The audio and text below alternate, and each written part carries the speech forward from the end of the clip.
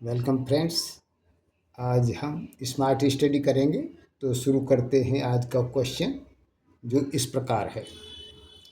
A motor boat whose speed is 18 kilometre per hour in still water takes 1 hour more to go 24 kilometer upstream than to return to the same point. Find the speed of the stream and total time of the journey। ये question CBSE 2023 में आया है।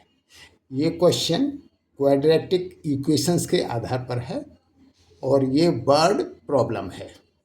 तो इस question को करने से पहले हमको इसको समझना, इसकी लैंग्वेज को बहुत ध्यान से समझना होता है।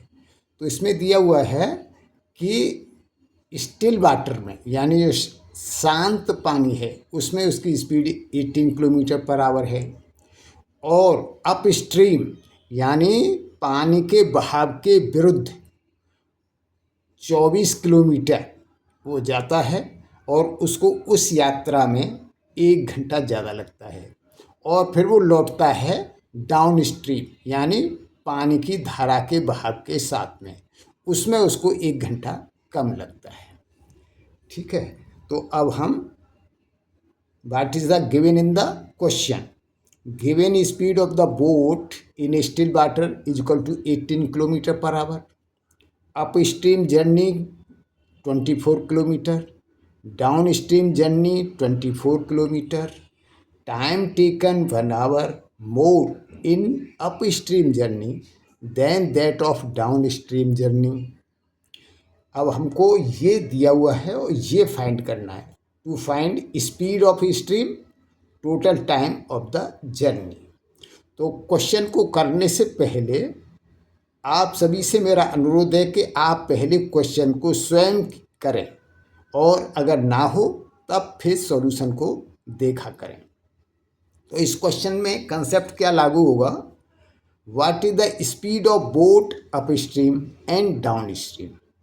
यदि आपको बोट की अप स्ट्रीम और डाउन स्ट्रीम स्पीड मालूम है तो आप टाइम निकाल सकते हैं और टाइम निकाल के क्वेश्चन की कंडीशन के हिसाब से उसको पुट करेंगे तो आपको जो है एक रिलेशन मिलेगा। तो up stream speed of boat क्या होगा, speed in still water minus speed of stream, क्योंकि जो स्पीड स्टिल वाटर में है और जब वो अप स्ट्रीम जाएगा तो पानी के बहाव का या पानी की स्पीड का उसको विरोध करना होगा, इसलिए इसको माइनस किया है। और downstream speed of boat is equal to speed in still water plus speed of stream. तो स्टिल वाटर में जो स्पीड है उसमें और स्ट्रीम की स्पीड ऐड हो जाएगी, क्योंकि उस समय जो है वो पानी के बहाव के साथ आराम से बोट जो है या बहाव के साथ चलेगा। Make a relation using time, distance, speed formula and condition of the question. Simplify to get quadratic equation and then solve it. So let the speed of the stream is equal to x kilometer per hour. Speed of boat upstream is equal to 18 minus x kilometer per hour. Speed of boat downstream is equal to 18 plus x kilometer per hour। अब आप time आराम से निकाल सकते हैं। तो time t1 is equal to time taken upstream journey is equal to, formula है distance upon speed is equal to time. तो ये डिस्टेंस है 24 किलोमीटर, अपॉन स्पीड हमने निकाली है upstream 18 minus x, and time t2 is equal to time taken downstream journey is equal to 24 upon 18 plus x.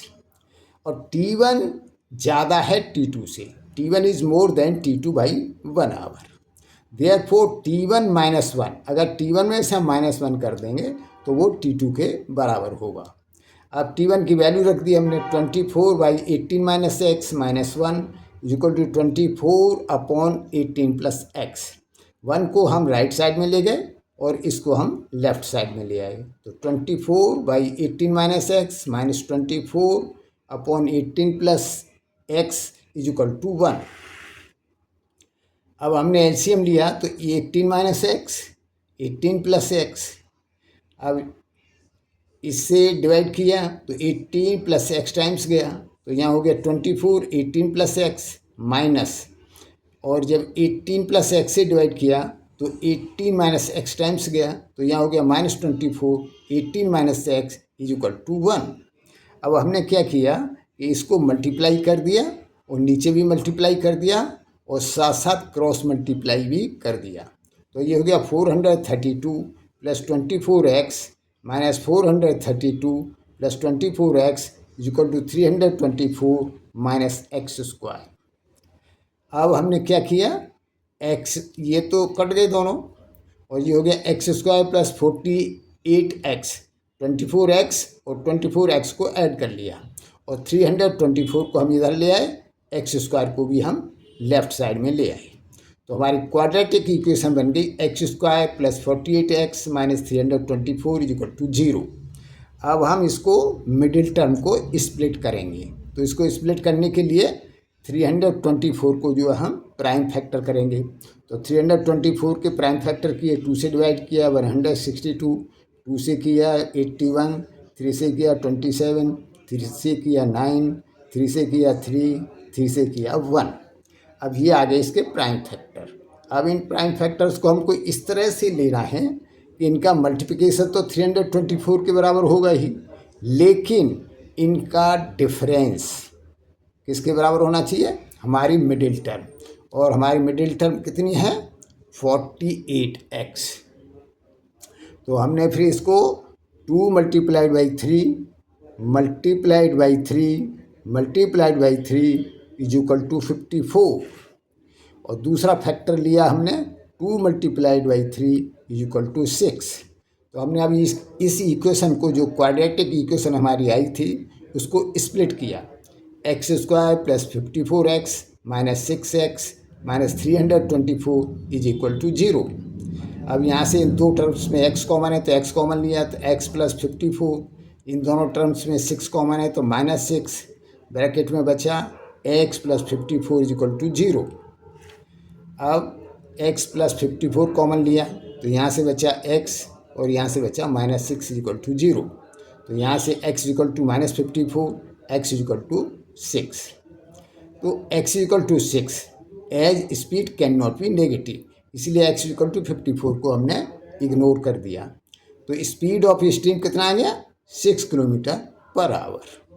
अब total time of journey equal to कितना है t1 plus t2, upstream and downstream में जो time लगा है, तो is equal to 24/18 minus x plus 24/18 plus x is equal to 24 upon x की value रख दी, तो 18 minus x plus 24 upon 18 plus x, यहाँ ये माइनस किया तो 24 upon 12 plus 24 upon 24 is equal to, ये हो गया 2, ये हो गया 1, तो 2 + 1 इज इक्वल टू 3 आवर।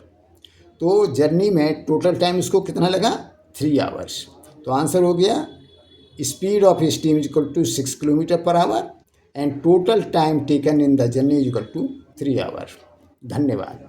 अगर इस क्वेश्चन को आपको समझने में कहीं भी कोई डाउट हो तो आप जो कमेंट्स में लिख सकते हैं।